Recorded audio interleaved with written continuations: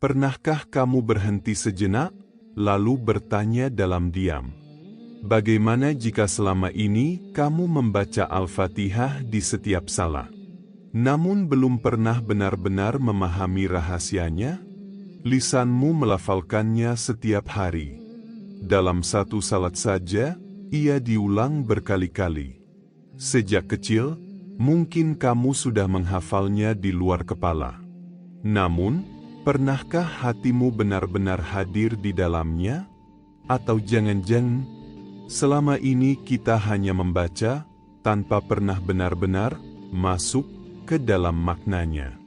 Bagaimana jika ternyata, di balik ayat-ayat yang begitu sering kita ucapkan itu, tersimpan sesuatu yang jauh lebih besar dari sekadar bacaan? Bagaimana jika Al-Fatihah bukan hanya pembuka salat, tetapi kunci pembuka kehidupan? Bagaimana jika di dalamnya tersimpan rahasia, yang bukan hanya mendekatkan kita kepada Allah, tetapi juga menjadi jalan menuju kecukupan hidup, ketenangan hati, dan rezeki yang penuh keberkahan? Bayangkan ini sejenak, kita hidup di dunia yang penuh dengan pencarian. Orang-orang berlari mengejar rezeki, bangun pagi dengan beban pikiran, bekerja keras, siang dan malam.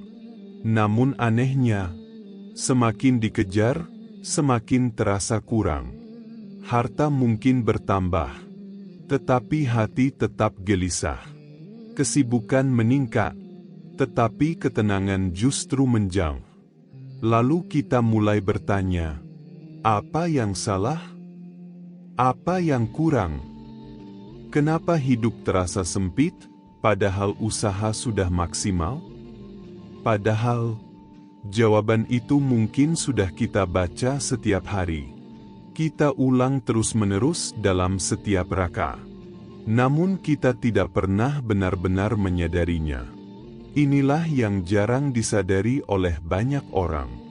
Para wali Allah, orang-orang yang telah sampai pada kedalaman makrifat, seperti Syekh Abdul Qadir Al-Jilani, telah mengajarkan rahasia ini sejak berabad-abad yang lalu. Mereka tidak melihat Al-Fatihah hanya sebagai bacaan wajib dalam salat. Mereka melihatnya sebagai peta kehidupan, sebagai jalan pulang, sebagai kunci yang membuka pintu-pintu yang tidak terlihat oleh mata biasa. Namun yang mengejutkan, meskipun ajaran ini sudah lama ada, hanya sedikit yang benar-benar mengamalkannya. Banyak yang tahu, tetapi tidak merasakan. Banyak yang membaca, tetapi tidak memahami. Dan lebih banyak lagi, yang memahami secara ilmu, tetapi belum sampai pada pengalaman hati. Disinilah letak perbedaannya. Karena Al-Fatihah bukan sekadar untuk dipelajari, tetapi untuk dihidupkan. Sekarang coba jujur pada diri sendiri. Berapa kali kamu membaca Al-Fatihah dalam sehari? 50 kali? Lebih? Namun setelah itu, apakah hidupmu terasa lebih tenang? Apakah hatimu terasa lebih lapang? Apakah kamu merasa lebih dekat dengan Allah? Atau justru, kamu masih merasakan kegelisahan yang sama, kekhawatiran yang sama, dan rasa kurang yang tak kunjung hilang? Jika jawabannya iya, maka mungkin ada sesuatu yang selama ini terlewat. Bukan pada bacaannya, tetapi pada kesadarannya. Bukan pada hafalannya, tetapi pada penghayatannya. Karena rahasia Al-Fatihah tidak terbuka hanya dengan lisan. Ia terbuka ketika hati mulai hadir. Ketika setiap ayat tidak hanya diucapkan, tetapi dirasakan. Bayangkan jika setiap kali kamu membaca Al-Fatihah, kamu benar-benar sadar bahwa kamu sedang berbicara dengan Allah. Bukan sekadar membaca, tetapi berdialog. Bukan sekadar melafalkan, tetapi berjumpa. Apa yang akan berubah? Salatmu tidak lagi terasa kosong. Ia menjadi hidup. Hatimu tidak lagi sibuk kemana-mana. Ia mulai tenang. Dan perlahan, cara kamu melihat hidup pun mulai berubah. Inilah awal dari perjalanan makrifat. Perjalanan yang tidak selalu terlihat dari luar, tetapi sangat terasa di dalam. Perjalanan dari sekadar tahu, menjadi benar-benar mengalami. Dan semuanya dimulai dari sesuatu yang sangat sederhana. Sesuatu yang selama ini sudah ada dalam hidupmu. Sesuatu yang tidak pernah terlewatkan dalam salatmu. Al-Fatihah. Lalu pertanyaannya sekarang, jika selama ini kita sudah membacanya, mengapa kita belum merasakan dampaknya? Apa sebenarnya yang tersembunyi di balik setiap ayatnya? Bagaimana para wali memahami surah ini hingga ia menjadi kunci kecukupan hidup mereka? Dan bagaimana caranya agar kita tidak hanya membaca Al-Fatihah, tetapi benar-benar menghidupkannya dalam hati dan kehidupan? Di video ini, kamu akan menemukan jawabannya. Bukan sekadar penjelasan, tetapi sebuah perjalanan. Perjalanan untuk melihat Al-Fatihah dengan cara yang belum pernah kamu lihat sebelumnya. Dan mungkin, jika kamu benar-benar membukakan hati, ini bukan hanya akan mengubah cara kamu membaca salat, tetapi juga akan mengubah cara kamu menjalani hidup untuk selamanya. Setelah kita mulai menyadari bahwa Al-Fatihah bukan sekadar bacaan, maka pertanyaan berikutnya adalah ini. Apa sebenarnya posisi Al-Fatihah dalam salat kita? Mengapa dari sekian banyak ayat dalam Al-Quran, justru Al-Fatihah yang diwajibkan untuk dibaca di setiap rakaat? Ini bukan tanpa alasan. Karena Al-Fatihah bukan hanya bagian dari salat. Ia adalah inti dari salat itu sendiri. Tanpa Al-Fatihah, salat tidak sah. Ini bukan sekadar hukum fikih, tetapi isyarat bahwa sesuatu yang sangat penting sedang terjadi di dalamnya. Seolah-olah Allah ingin mengatakan, jika kamu ingin benar-benar hadir dalam salat, maka masuklah melalui Al-Fatihah. Namun sayangnya, banyak dari kita melewati pintu ini begitu saja. Kita membacanya cepat, tergesa-gesa, tanpa jeda, tanpa rasa. Padahal, di dalam setiap ayatnya, ada sesuatu yang jauh lebih dalam dari yang kita bayangkan. Dalam pandangan makrifat, Al-Fatihah bukan sekadar rangkaian kalimat yang dihafal. Ia adalah ringkasan dari seluruh hubungan antara hamba dan Allah. Segala yang ingin kita sampaikan ada di dalamnya. Segala yang Allah ingin ajarkan juga ada di dalamnya. Ia seperti sebuah percakapan yang lengkap, utuh, sempurna. Dan yang paling mengejutkan adalah ini. Ketika kamu membaca Al-Fatihah dalam salat, sebenarnya kamu tidak sedang berbicara sendirian. Ada jawaban, ada respon, ada balasan dari Allah untuk setiap ayat yang kamu ucapkan. Ini bukan sekadar kiasan. Ini adalah realitas spiritual yang diajarkan dalam banyak penjelasan ulama dan para ahli makrifat.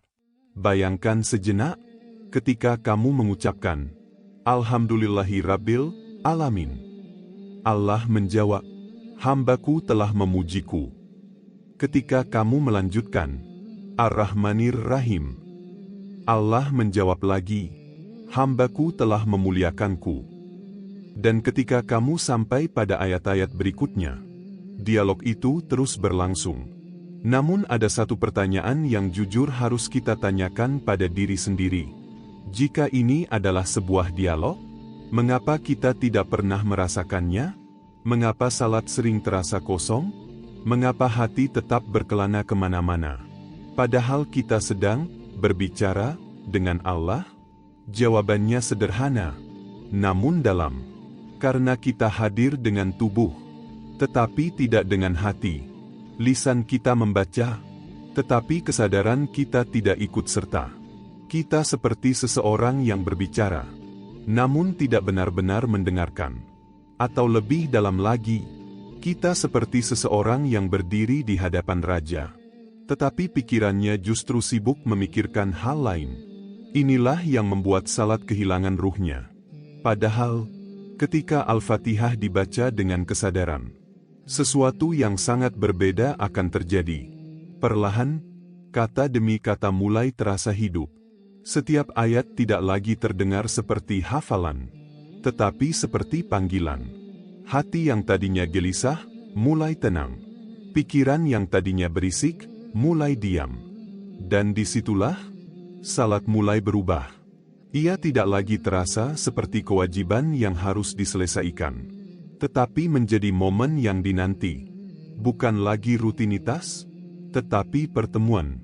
Pertemuan antara hamba dan Tuhannya. Dalam keadaan ini, Al-Fatihah menjadi lebih dari sekadar bacaan.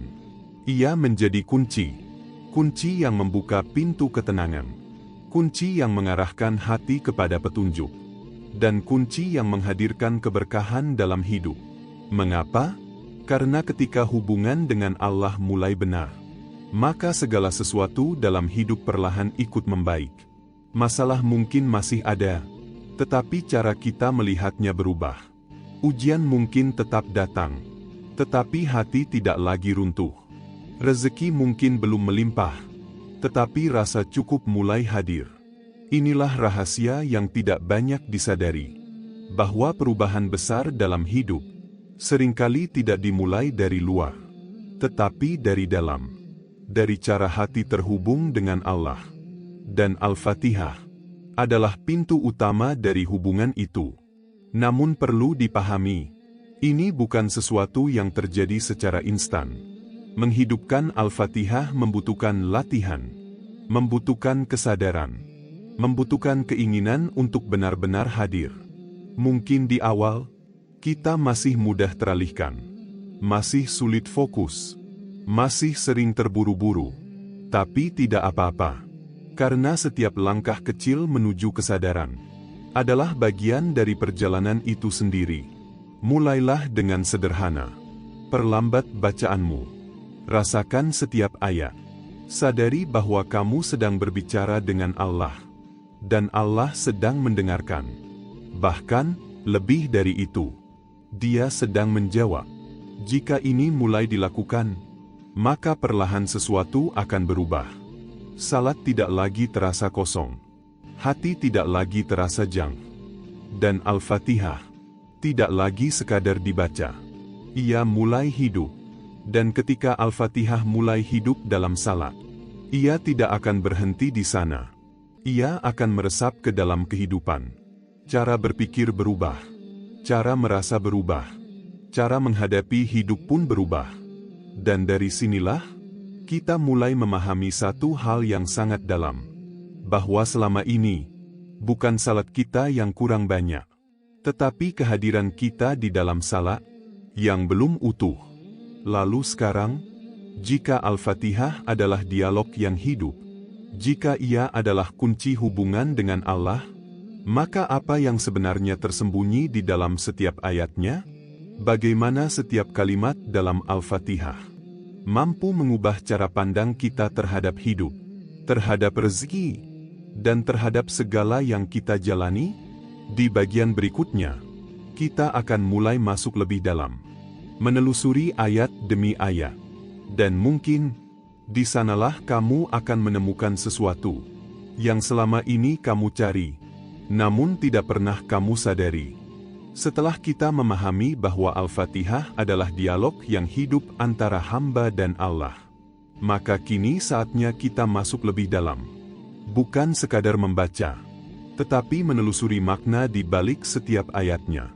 Dan perjalanan ini dimulai dari ayat pertama. Alhamdulillahirabbil alamin. Selama ini kita mengucapkannya begitu saja, terbiasa, hampir tanpa rasa. Namun dalam pandangan makrifat, ayat ini bukan sekadar pujian. Ia adalah fondasi cara pandang hidup. Ia adalah titik awal dari bagaimana seseorang melihat dunia, melihat dirinya, dan melihat rezekinya. Alhamdulillah. Segala puji hanya milik Allah. Artinya apa? Artinya semua yang ada dalam hidup ini berasal dari Allah. Bukan hanya nikmat besar, bukan hanya keberhasilan yang terlihat, tetapi juga hal-hal kecil yang sering kita abaikan. Nafas yang kita hirup, langkah yang kita ambil, kesempatan yang kita dapatkan. Bahkan, rezeki yang selama ini kita kira berasal dari usaha kita sendiri. Disinilah letak perubahan besar itu dimulai. Karena kebanyakan manusia melihat rezeki dari apa yang tampak. Ia melihat pekerjaannya sebagai sumber. Ia melihat bisnisnya sebagai penentu. Ia melihat manusia lain sebagai pemberi. Padahal, semua itu hanyalah perantara, bukan sumber. Ketika seseorang benar-benar memahami makna Rabbil Alamin, bahwa Allah adalah Rabb, pengatur seluruh alam, maka cara pandangnya berubah total. Ia mulai menyadari bahwa tidak ada satupun rezeki yang keluar dari kendali Allah. Tidak ada yang tertukar, tidak ada yang terlambat, tidak ada yang diambil oleh orang lain. Semua sudah diatur dengan ukuran yang paling tepat. Dan dari kesadaran ini, lahirlah sesuatu yang sangat berharga. Ketenangan. Ia tidak lagi hidup dalam kecemasan, tidak lagi gelisah memikirkan masa depan, tidak lagi iri melihat orang lain. Karena ia tahu, apa yang menjadi bagiannya, pasti akan sampai kepadanya. Dan apa yang bukan bagiannya, tidak akan pernah bisa ia miliki. Namun perjalanan tidak berhenti di sini. Setelah kita diajak mengenal Allah sebagai Rabb, Al-Fatihah langsung membawa kita pada dua sifat yang sangat dalam maknanya. Ar-Rahmanir Rahim, Maha Pengasih, dan Maha Penyayang. Ini bukan sekadar sifat yang indah untuk didengar. Ini adalah cara Allah memperkenalkan bagaimana Dia memberi.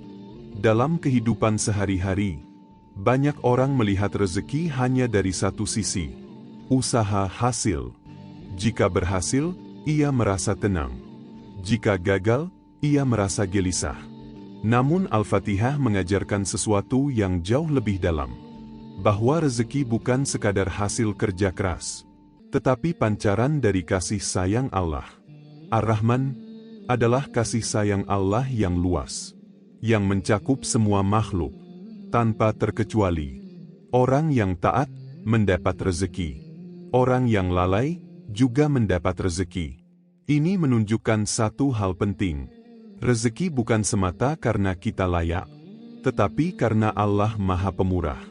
Sementara Ar-Rahim adalah kasih sayang yang lebih khusus, yang diberikan kepada hamba-hamba yang dekat dengannya. Ini bukan hanya tentang harta, tetapi tentang sesuatu yang jauh lebih dalam. Ketenangan hati, rasa cukup, keberkahan dalam hidup. Dan disinilah banyak orang keliru. Mereka mengejar rezeki yang terlihat, tetapi melupakan rezeki yang terasa. Mereka mengejar jumlah, tetapi kehilangan makna. Padahal, apa gunanya memiliki banyak jika hati tetap gelisah? Apa gunanya mendapatkan semua yang diinginkan jika tetap merasa kurang? Sebaliknya, ada orang yang hidup sederhana, namun hatinya tenang. Tidak banyak harta, tetapi cukup. Tidak berlimpah, tetapi berkah. Apa bedanya? Bukan pada jumlahnya, tetapi pada cara ia memandang rezeki. Ketika seseorang benar-benar memahami Ar-Rahman dan Ar-Rahim, ia mulai melihat hidup dengan cara yang berbeda. Ia tidak lagi membandingkan dirinya dengan orang lain. Tidak lagi merasa tertinggal. Tidak lagi hidup dalam tekanan.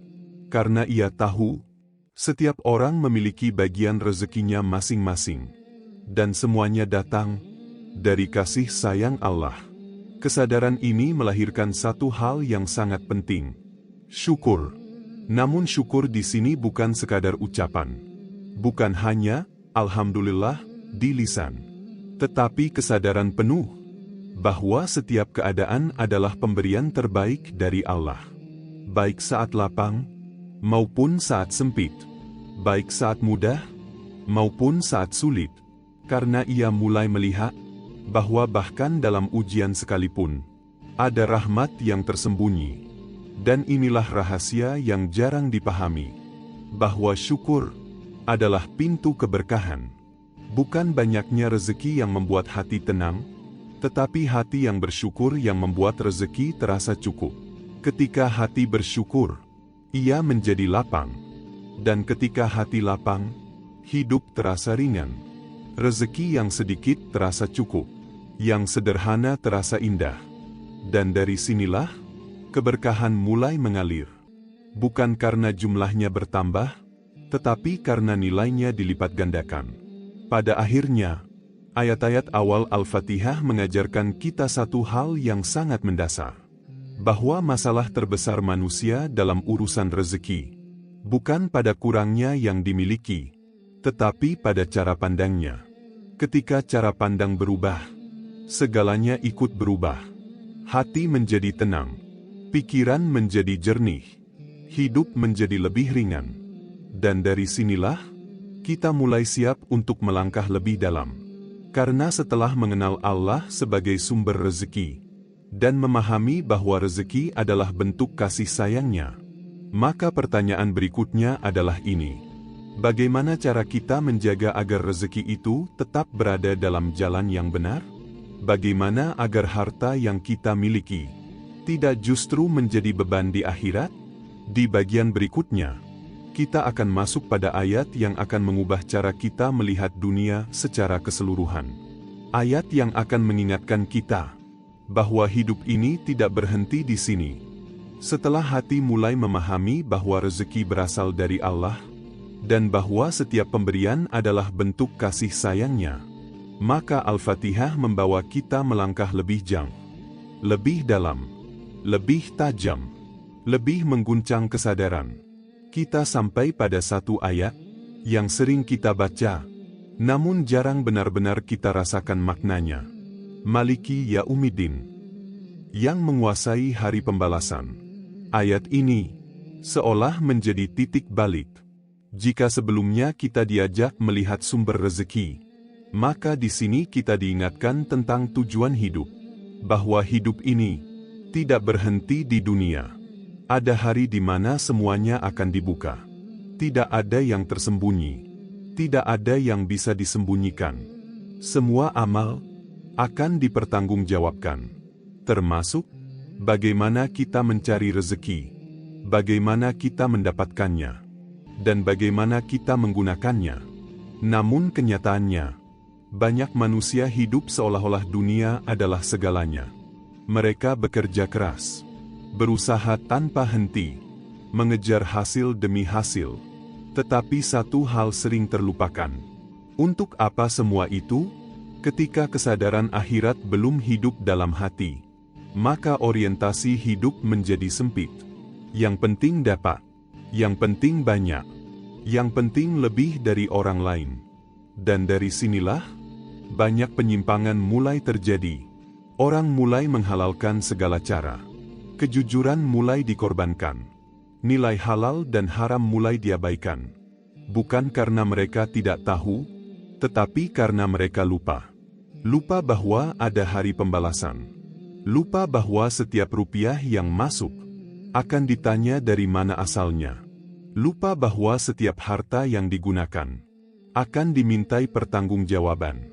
Disinilah makna Maliki Yaumiddin mulai mengubah segalanya. Ketika seseorang benar-benar menyadari bahwa Allah adalah penguasa hari pembalasan, ia tidak lagi melihat harta sebagai tujuan utama, tetapi sebagai amanah. Sesuatu yang dititipkan, bukan dimiliki sepenuhnya. Perubahan ini mungkin terlihat sederhana, tetapi dampaknya sangat besar. Karena ketika harta dianggap milik, manusia cenderung ingin menguasai. Namun ketika harta dianggap amanah, manusia akan mulai menjaga. Ia mulai bertanya pada dirinya sendiri, apakah cara saya mencari ini benar? Apakah ini halal di sisi Allah? Apakah harta ini akan membawa kebaikan? Atau justru menjadi beban di akhirat? Pertanyaan-pertanyaan ini, yang sebelumnya jarang muncul, kini menjadi penuntun dalam setiap langkah. Dan dari sinilah lahir kehati-hatian. Seseorang tidak lagi tergoda oleh keuntungan yang cepat, jika jalannya meragukan. Ia tidak lagi memilih yang paling besar. Jika harus mengorbankan kejujuran, ia mulai lebih memilih sedikit, tetapi halal. Lebih memilih sederhana, tetapi berkah. Karena ia tahu, yang dinilai oleh Allah bukan jumlahnya, tetapi cara mendapatkannya, dan bagaimana ia menggunakannya. Kesadaran ini juga melahirkan keseimbangan yang indah dalam hidup. Ia tetap bekerja, tetap berusaha, tetap mencari rezeki dengan sungguh-sungguh. Namun hatinya tidak tenggelam di dalamnya. Ia sadar bahwa dunia hanyalah tempat singgah, bukan tujuan akhir. Ia berjalan di dunia, tetapi hatinya tertuju pada akhirat. Inilah yang membuat hidup menjadi lebih ringan. Karena tekanan yang selama ini dirasakan, perlahan mulai berkurang. Ia tidak lagi terobsesi untuk memiliki segalanya. Tidak lagi merasa harus mengejar semuanya. Karena ia tahu, tidak semua yang bisa didapatkan di dunia akan membawa kebaikan di akhirat. Dan dari sini, lahirlah ketenangan yang berbeda. Bukan ketenangan karena memiliki banyak, tetapi ketenangan karena merasa cukup. Cukup dengan apa yang halal. Cukup dengan apa yang diberkahi. Banyak orang terlihat sukses di luar, tetapi hatinya penuh kecemasan. Sebaliknya, ada yang hidup sederhana, namun hatinya damai. Perbedaannya bukan pada harta, tetapi pada kesadaran. Orang yang hidup dengan makna, Maliki Yaumiddin, tidak lagi iri terhadap orang lain. Karena ia tahu, setiap orang akan mempertanggungjawabkan bagiannya masing-masing. Ia tidak lagi merasa tertinggal, karena ia memahami, yang terpenting bukan siapa yang paling banyak memiliki, tetapi siapa yang paling selamat di hadapan Allah. Kesadaran ini juga mengubah cara seseorang menggunakan hartanya. Ia tidak lagi boros, tidak berlebihan, tidak hanya memikirkan diri sendiri. Ia mulai berbagi, membantu, memberi, karena ia sadar, harta yang disimpan hanya akan tinggal. Tetapi harta yang dibelanjakan di jalan kebaikan akan menjadi bekal dalam perjalanan spiritual. Ayat ini juga menghilangkan banyak kecemasan, karena seseorang mulai melihat hidup dalam perspektif yang lebih luas. Bukan hanya hari ini, bukan hanya bulan ini, tetapi sampai akhirat nanti. Ia tidak lagi panik jika hasil tidak sesuai harapan, karena ia percaya, mungkin Allah sedang menyelamatkannya dari sesuatu yang tidak ia ketahui.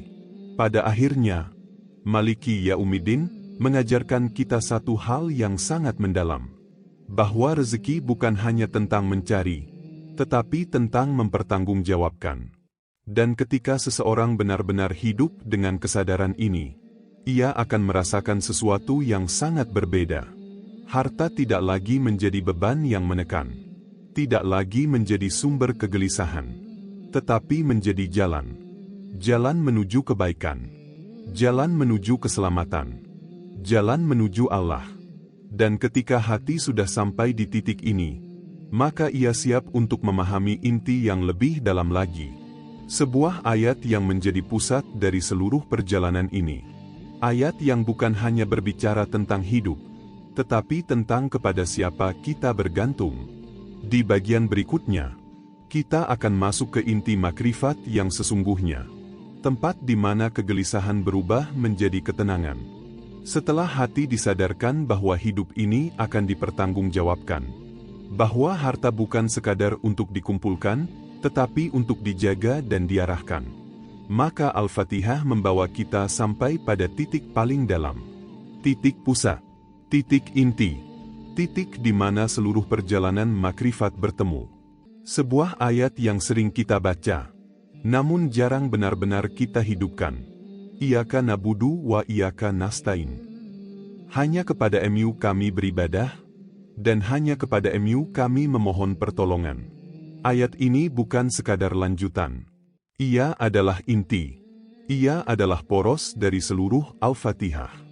Bahkan bisa dikatakan, ia adalah inti dari seluruh kehidupan seorang hamba. Mengapa? Karena di dalam ayat ini, terdapat dua hal yang menentukan keadaan hati manusia. Arah ibadah, dan tempat bergantung. Pertama, Iyyaka na'budu, hanya kepada MU kami beribadah. Ini bukan hanya tentang salat. Bukan hanya tentang zikir. Bukan hanya tentang ibadah ritual. Ini tentang arah hidup. Tentang niat di balik setiap aktivitas. Ketika seseorang benar-benar memahami ayat ini, ia mulai melihat bahwa hidupnya bukan sekadar menjalani rutinitas. Tetapi setiap langkahnya adalah bentuk ibadah. Saat ia bekerja karena Allah. Saat ia mencari rezeki, ia mencari dengan niat karena Allah. Saat ia berinteraksi dengan orang lain, ia melakukannya dalam kesadaran akan Allah. Namun kenyataannya, banyak orang beribadah, tetapi arah hatinya belum sepenuhnya kepada Allah. Salatnya untuk Allah, tetapi hatinya masih mencari pengakuan manusia. Ibadahnya untuk Allah, tetapi pikirannya masih sibuk dengan dunia. Usahanya besar, tetapi niatnya bercampur. Dan disinilah letak masalahnya. Karena ketika arah belum lurus, maka hati tidak akan pernah benar-benar tenang. Kemudian bagian kedua, yang seringkali menjadi kunci dari segalanya. Wa iyyaka nasta'in, hanya kepada MU kami memohon pertolongan. Disinilah rahasia kecukupan itu tersembunyi. Selama ini, banyak manusia merasa gelisah. Bukan karena kurang usaha, bukan karena kurang kemampuan, tetapi karena salah tempat bergantung. Ia menggantungkan harapannya pada pekerjaan, pada bisnis, pada manusia, pada keadaan. Padahal semua itu tidak pernah benar-benar pasti. Hari ini ada, besok bisa hilang. Hari ini kuat, besok bisa runtuh. Dan ketika hati bergantung pada sesuatu yang tidak pasti, maka kegelisahan menjadi hal yang tidak terhindarkan. Namun ketika seseorang benar-benar menghidupkan Iyyaka nasta'in dalam hatinya, terjadi perubahan yang sangat dalam. Ia tetap bekerja, tetap berusaha, tetap berikhtiar, tetapi hatinya tidak lagi bergantung pada itu semua. Ia mulai memahami bahwa usaha hanyalah sebab, sedangkan hasil sepenuhnya berada di tangan Allah. Disinilah kecukupan itu lahir. Bukan dari bertambahnya harta, bukan dari meningkatnya penghasilan, tetapi dari perubahan dalam hati. Dari bergantung kepada dunia, menjadi bersandar kepada Allah. Dan ketika hati sudah bersandar, ia tidak lagi mudah goyah. Ia tidak terlalu takut kehilangan, karena ia tahu sumbernya tidak pernah hilang. Ia tidak terlalu gelisah menghadapi masa depan, karena ia yakin Allah yang mengatur segalanya. Inilah yang disebut dengan rasa cukup. Sebuah keadaan yang tidak bisa dibeli, tidak bisa dikejar dengan materi, tetapi hanya bisa dirasakan oleh hati yang benar-benar bersandar kepada Allah. Banyak orang memiliki segalanya, tetapi tetap merasa kurang. Sebaliknya, ada yang hidup sederhana, namun hatinya tenang. Perbedaannya bukan pada jumlah harta, tetapi pada tempat bergantungnya hati. Ketika seseorang hidup dengan makna, Iyyaka na'budu wa iyyaka nasta'in, ia tidak lagi hidup dalam tekanan. Ia tidak merasa harus memiliki semuanya. Ia tidak merasa harus mengendalikan segalanya. Karena ia tahu bahwa dirinya hanyalah hamba yang tugasnya beribadah dan berusaha. Sementara hasilnya, ia serahkan sepenuhnya kepada Allah. Ayat ini juga mengajarkan keseimbangan yang sangat indah, bahwa dalam hidup, kita tidak boleh hanya berserah tanpa usaha, dan tidak boleh hanya berusaha tanpa berserah. Keduanya harus berjalan bersama. Ia bekerja dengan sungguh-sungguh, tetapi hatinya tetap tenang. Ia berikhtiar dengan maksimal, tetapi tidak memaksakan hasil. Ia berdoa dengan penuh harap, tetapi siap menerima apapun yang Allah tetapkan. Dan di titik inilah, ketenangan sejati ditemukan. Bukan ketenangan yang datang karena keadaan ideal, tetapi ketenangan yang tetap ada, meskipun keadaan tidak selalu sesuai harapan. Dalam perjalanan makrifat, ayat ini adalah titik di mana seseorang mulai merasakan stabilitas dalam hatinya. Bukan lagi naik turun yang ekstrim, bukan lagi mudah gelisah dan mudah putus asa, tetapi ketenangan yang lebih dalam, lebih kokoh, dan lebih menetap.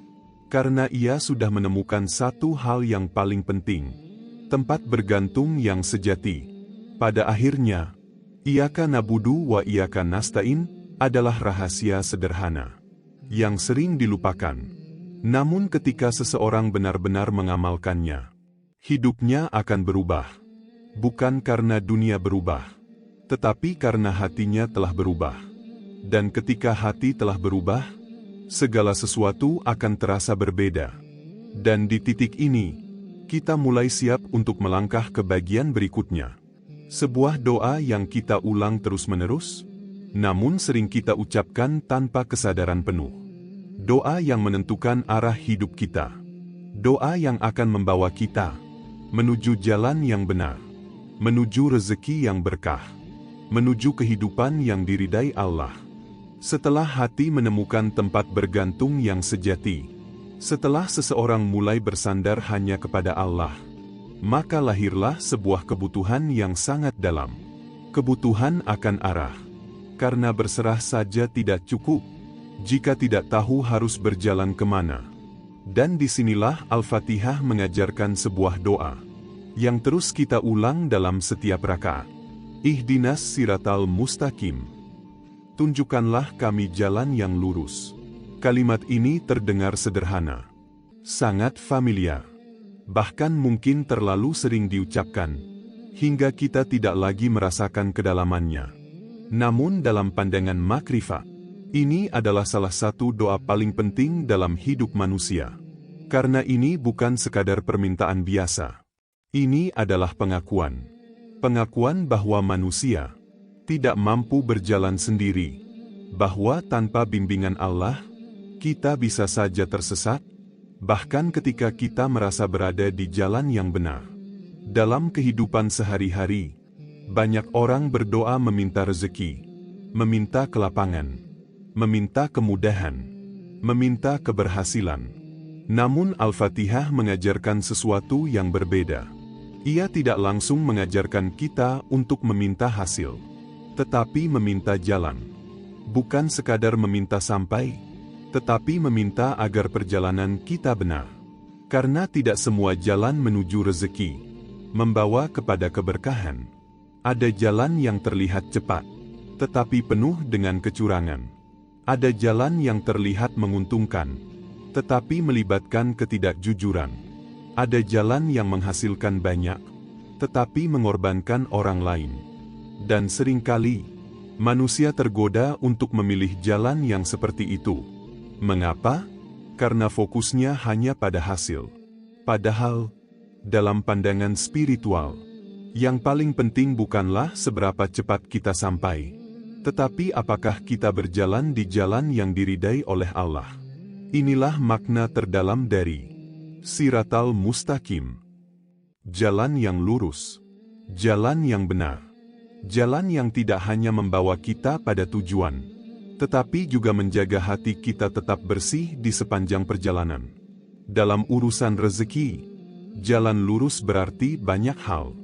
Ia berarti halal, berarti jujur, berarti tidak merugikan orang lain, berarti tidak mengambil yang bukan hak kita.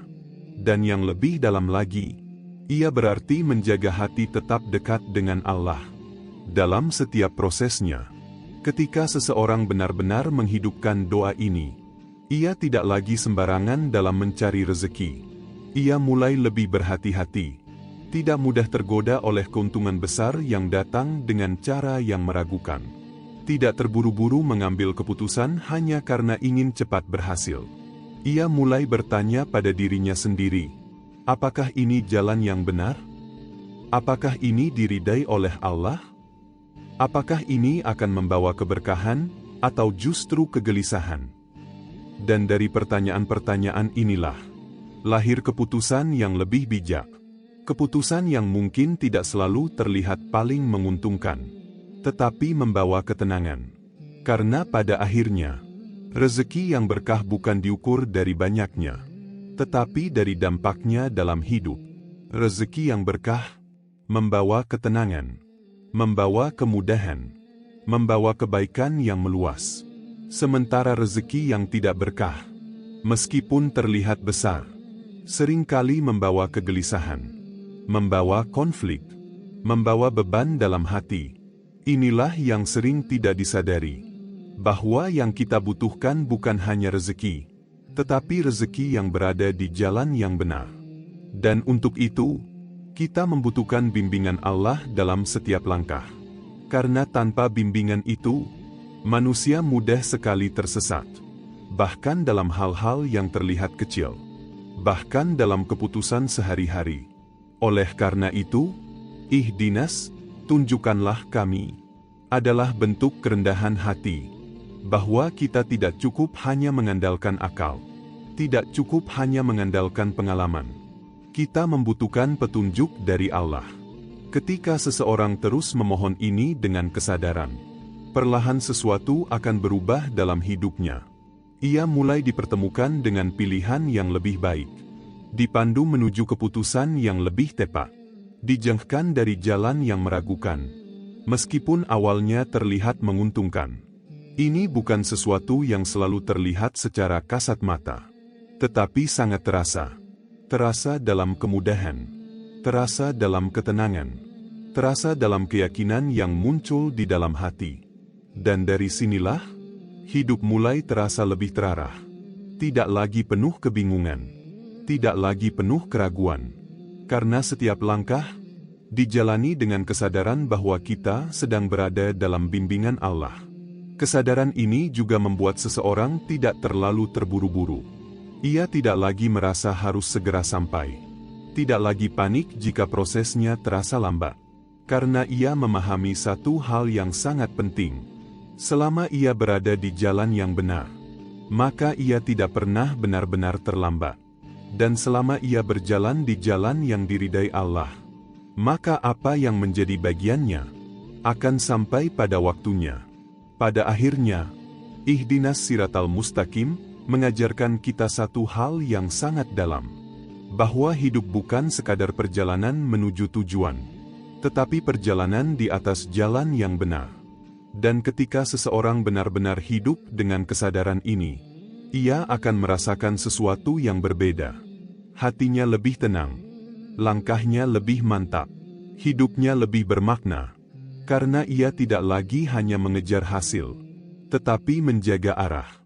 Dan di titik ini, perjalanan kita dalam memahami Al-Fatihah hampir sampai pada puncaknya. Namun masih ada satu hal yang sangat penting. Satu tahap terakhir, yang akan mengikat semua makna ini menjadi satu kesatuan yang utuh. Bukan hanya dalam salat, tetapi dalam seluruh kehidupan. Di bagian terakhir nanti, kita akan memahami bagaimana menghidupkan Al-Fatihah. Bukan hanya di lisan, tetapi di dalam hati, dan dalam setiap langkah hidup kita. Setelah kita menelusuri setiap ayat, memahami makna demi makna, dan merasakan kedalaman yang tersembunyi di dalam Al-Fatihah, maka kita sampai pada satu kesimpulan yang sangat penting, bahwa Al-Fatihah bukan sekadar untuk dibaca, tetapi untuk dihidupkan. Selama ini, mungkin kita mengira bahwa tugas kita sudah selesai ketika kita melafalkan ayat-ayatnya dengan benar. Tajwidnya tepat, bacaannya lancar, hafalannya kuat. Namun ternyata, itu baru permukaan. Karena yang sesungguhnya, bukan hanya apakah kita membaca Al-Fatihah, tetapi apakah Al-Fatihah hidup di dalam hati kita. Menghidupkan Al-Fatihah berarti mengubah bacaan menjadi kesadaran. mengubah hafalan menjadi pengalaman batin. Setiap ayat tidak lagi sekadar dilafalkan, tetapi dirasakan, dihadirkan, dan dijalani ketika kita mengucapkan Alhamdulillahirabbil alamin. Kita tidak hanya memuji, kita benar-benar menyadari bahwa seluruh hidup ini berada dalam pengaturan Allah. Apapun yang terjadi, bukan kebetulan, bukan tanpa makna, tetapi bagian dari rencananya yang penuh hikmah. Dan dari sini, lahir ketenangan. Saat kita membaca Ar-Rahmanir Rahim, hati mulai merasakan bahwa hidup ini dilingkupi oleh kasih sayang Allah. Bahkan dalam kesulitan, ada rahmat yang tersembunyi. Kesadaran ini membuat kita lebih sabar, lebih kuat, dan tidak mudah putus asa ketika sampai pada Maliki Yaumiddin. Hati diingatkan bahwa hidup ini tidak berhenti di dunia, bahwa setiap langkah akan dimintai pertanggungjawaban. Dan dari sini, kita menjadi lebih berhati-hati, lebih jujur, lebih sadar dalam menjalani hidup. Puncaknya, pada Iyyaka na'budu wa iyyaka nasta'in. Disinilah hati benar-benar berserah. Tidak lagi bergantung pada dunia. Tidak lagi menggantungkan harapan pada manusia. Tetapi kembali sepenuhnya kepada Allah. Dan dari sinilah lahir ketenangan yang sejati. Ketenangan yang tidak bergantung pada keadaan. Ketenangan yang tetap ada, meskipun hidup tidak selalu sesuai harapan. Kemudian, Ihdinas siratal mustaqim menjadi doa yang terus hidup, bukan hanya di lisan, tetapi dalam setiap keputusan, dalam setiap langkah, dalam setiap pilihan hidup. Kita tidak lagi hanya mencari yang mudah, tetapi mencari yang benar. Tidak lagi hanya mengejar hasil, tetapi menjaga jalan. Dan ketika semua ini mulai hidup dalam diri seseorang, maka sesuatu yang sangat besar akan terjadi. Salah tidak lagi terasa seperti rutinitas. Ia menjadi pertemuan. Pertemuan yang hidup antara hamba dan Tuhannya. Hati tidak lagi kemana-mana. Pikiran tidak lagi liar. Karena kita tahu kepada siapa kita sedang menghadap. Dan efeknya tidak berhenti di sajadah. Ia terbawa ke dalam kehidupan. Cara kita melihat masalah berubah. Cara kita melihat rezeki berubah. Cara kita menjalani hidup berubah. Masalah tidak lagi selalu dianggap sebagai beban, tetapi sebagai bagian dari proses. Rezeki tidak lagi hanya dilihat dari jumlah, tetapi dari keberkahannya. Dan hidup tidak lagi terasa kosong, karena hati selalu terhubung dengan Allah.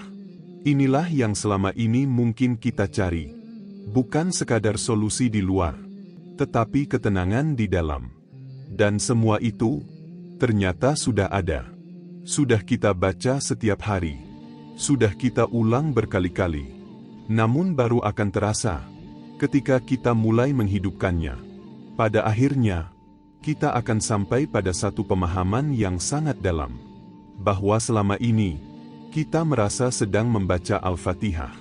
Namun sebenarnya, Al-Fatihahlah yang sedang membimbing hidup kita. Membimbing kita untuk mengenal Allah. Membimbing kita untuk berserah. Membimbing kita untuk berjalan di jalan yang benar. Membimbing kita kembali kepadanya. Dan ketika seseorang benar-benar sampai pada titik ini, ia akan merasakan sesuatu yang tidak bisa dijelaskan dengan kata-kata. Hidupnya menjadi lebih tenang, lebih terarah, lebih bermakna, bukan karena dunia berubah, tetapi karena hatinya telah menemukan arah. Maka dari itu, semoga apa yang kita bahas hari ini tidak hanya menjadi ilmu yang kita dengar, tetapi benar-benar menjadi cahaya yang menghidupkan hati kita. Semoga Al-Fatihah bukan lagi sekadar bacaan dalam salat kita, tetapi menjadi panduan dalam kehidupan kita. Semoga setiap salat kita bukan hanya gerakan, tetapi menjadi pertemuan yang penuh makna dengan Allah. Jika selama ini Al-Fatihah hanya kita baca, semoga mulai hari ini kita bisa menghidupkannya. Jika selama ini salat terasa biasa, semoga Allah menjadikannya lebih dalam, lebih hadir, dan lebih menenangkan. Teruslah belajar, teruslah memperbaiki diri, dan teruslah kembali kepada Allah. Karena tidak ada perjalanan yang lebih indah selain perjalanan hati menujunya. Wassalamualaikum warahmatullahi wabarakatuh.